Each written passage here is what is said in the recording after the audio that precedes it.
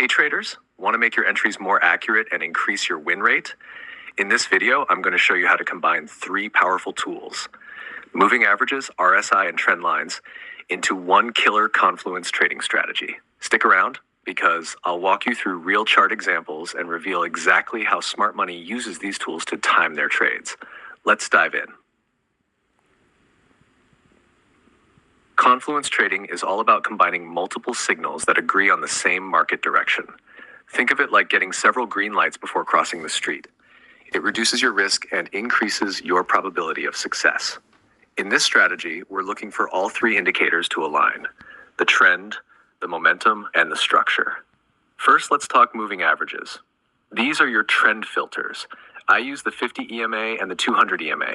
When the 50 EMA is above the 200, we're in a bullish trend.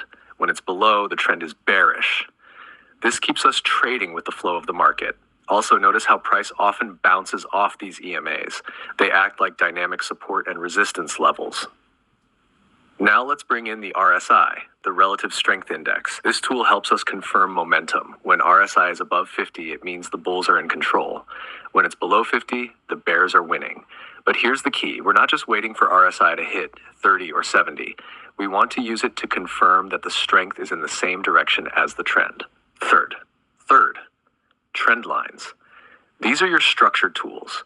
You draw them across higher lows in an uptrend or lower highs in a downtrend.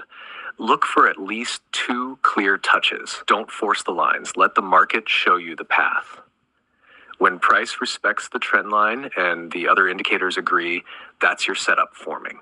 So how do we bring it all together? Let's say price is above both the 50 and 200 EMA. Check. RSI is holding above 50. Check. And price just bounced off a clearly defined trend line. Check. That area where all three tools align, that's your confluence zone. That's your high probability entry. You place your stop loss just below the trend line and aim your take profit at the next resistance level or a measured move. Let me show you a real example.